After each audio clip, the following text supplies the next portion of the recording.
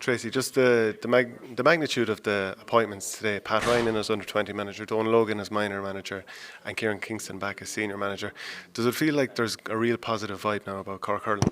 It does. I think as a county chairperson, I'm in a hugely privileged position to be able to make a clean sweep, if you like, to appoint a complete team of Cork hurling managers right the way from under 16 up, and to be able to create that coherent vision, I suppose, of where we want to go with Cork hurling. And when you look at the people who are willing to take on those roles, it's absolutely brilliant. It's a really exciting time, I think, for Cork hurling, and I'm really looking forward to the year ahead. What was the conversation like with Kieran to try and get him back? Because he had the 2-year tenure, and the first year, 16, didn't go so well, but 17, like, hugely positive. Yeah, I worked with Kieran in those years as well. I would have been vice chair when he was previously in the role, and I know what a committed person he was. And at that time, the reality is we were really sorry to lose Kieran at that time. We wanted him to stay, but he had his own reasons for not being able to do so.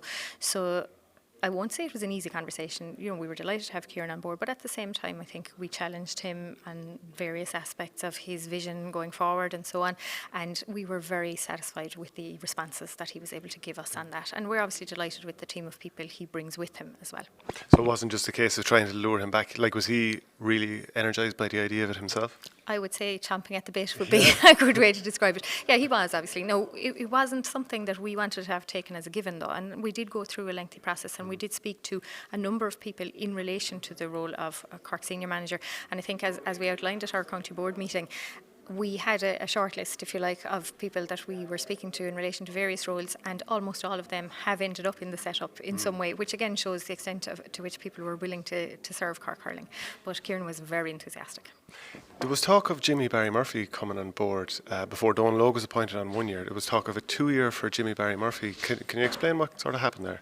Yeah, there was never talk of a 2-year for anybody at minor level, and that would have been made clear at the outset of the process, because for our vision to unfold as we need it to, the minor position has to be a 1 year this year. And maybe we haven't explained very clearly where we're going with that, but the idea is that our under 16 manager in the future will take that team to under 17 the following year.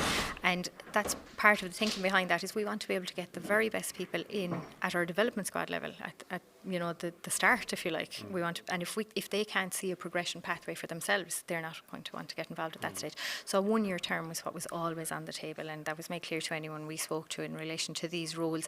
I don't really want to get into the process of discussing individuals. I think it's unfortunate that names have been bandied out there, but that is the consequence of a lengthy process, you know, especially in Cork, where everyone wants to talk about Cork hurling and what's happening and so on. But no, 1 year term was what it always was. And what was the conversation like to get Donal Óg involved? Because, of course, he has been quite critical of the county board in the past and the lack of success, we'll say, underage, especially with Cork. He has, and I suppose Donal Óg has burnt some bridges himself. You know, I mean, that's reality. I think he would be aware of that. Our conversations with him would have been very frank, open conversations. I've known Donal Óg myself going back for many years. We're East Cork neighbours, and I was not surprised by how impressive he was, but he certainly was very impressive in his dealings with the appointments committee. And as I say, very frank, open discussions where there was nothing off the table. And just, I don't want you to comment specifically on other county boards, but just what we've seen with Mayo and Galway in terms of finances in the past week. Can you tell me how difficult is it to run a county board and just keep you know, all the balances and all the checks? How difficult is that? It's very difficult, and I suppose we're in a situation where the people leading county boards are volunteers by and large. You know, I'm a volunteer, I have a busy full-time job as well as my GA role. It would be impossible for me as a county chairperson to know everything that's going on in my county, and I imagine that's replicated in every other county. The best things we can do is ensure we have as many checks and balances put in place. Last night at our county board meeting, we announced another new departure, which has probably gone under the radar a bit because of all this, but we appointed an audit and risk subcommittee to oversee us, a completely independent group of 4 people, all experts in the financial sector, and we want those people to make sure that all our systems are as correct as they can be, because I think particularly a county like Cork, which is in the spotlight a lot, it is important to us that we implement best practice in all areas of our operation. But that's going to get time to get to, you know, as an amateur organisation, we are operating on a professional basis. There's no doubt about that. And I think all of us as counties, we're developing in our own ways, trying to do the best we can. anything can go wrong. That's the reality of it. But we want as a county to ensure that we have as many checks and balances in place as we can. Because it often strikes me that with county boards and so many volunteers coming up through their clubs and what have you, that you might have a huge amount of money going in and out of a county and not necessarily have people who are qualified to be doing that. Like, is that always a concern as a chairperson? I think it would be. Now, we've been very lucky in Cork over the years, and you only have to take a look at our accounts to see the amount of money. I mean, we're a small business, that's the reality of it, and there's a lot of money goes through.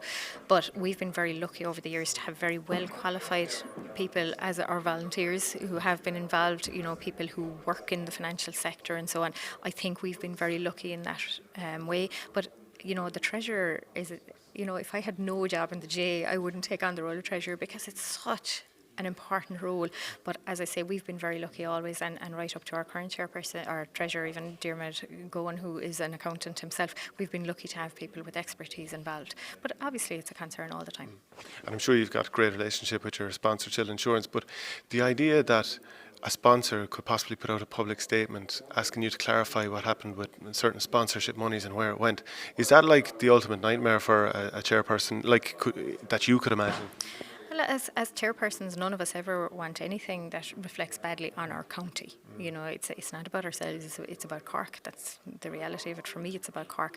I think a sponsor I wouldn't have an issue with our sponsor querying what we do with the money that they give us. I wouldn't have a problem with that. I suppose it's an unusual step. It's one maybe that we haven't seen before. But if somebody is investing money in you, they are entitled, I suppose, to know where that money is going.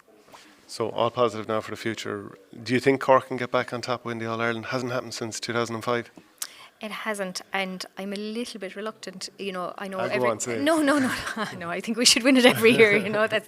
That's my feeling. But no, I don't want it to be all about ending the drought. And all the focus being on next year, and it's how long since we last won it, and so on. I mean, I was there when we last won it, and I'd love that feeling again. I was there in 2010 when we won the football. I would love that feeling again. We had 2 brilliant days this year with under 20 football and minor football. I mean, there have been times during my term, and I'm sure there will be before I come to an end, where I've said I'm going to walk away from all of this, it's too much. But on days like that, you're reminded what it's all about. They're brilliant days. I want Cork to get back to that level. I have to accept that it's not a guarantee that it'll happen in my term. But if I'm looking back in a few years' time and Cork have 2 or 3 more All-Irelands in that time, I'll be able to say, I did a good job, I put structures in place that led to this. And I think that's what I hope for in both hurling and football, that there is no impediment to success for Cork. We can't obviously guarantee it, there are a lot of other counties out there, but that there is no impediment to success for Cork. Just a question on the football then. Can you explain how the appointment of Keen ONeill to Ronan McCarthy's backroom team came about? Isn't it brilliant? We're delighted with having Keen on board.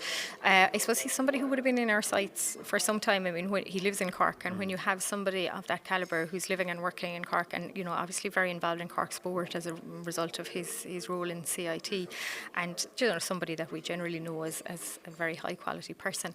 So we had a vacancy, if you like, in the senior setup when Eddie Kerwin left after doing a great job, for us, but has a lot of other commitments, and he moved on. So obviously Ronan was casting the net, and we're privileged and delighted that Keen was willing to get involved with us, because again I think he brings something different into the setup. His appointment seems to have been widely welcomed, and we're delighted with it. So again, just excitement for the year ahead. And he's got a bit of insider knowledge on Kerry, which is no harm, is it? Do you think we don't? Just a question then, you kind of appointed a sports performance director. I'm not sure if that's the right term, Aiden OConnell. Can you talk to me about what roles he will be doing, and will he be basically continuing what Gary Keegan was doing before? No, it's a slightly different role from what Gary was doing before, in that we'll say Gary was providing very specialised service to our hurlers. The role that we've appointed Aiden to, which is the role of high performance manager, has been some time in the gestation. So we've been talking a long time. It started a number of years ago, maybe as part of strategic plans we were working on in relation to S&C, because we, like I suppose many other counties, had a very fragmented approach to that. So I was the manager, I brought my own S&C guy, I left, he came with me, and we had a situation where I think our senior footballers, some of our senior footballers have had like 5 different S&C coaches in their time as senior. So obviously far from ideal. That's not where we want to be. So we had talked a lot about coordinating that.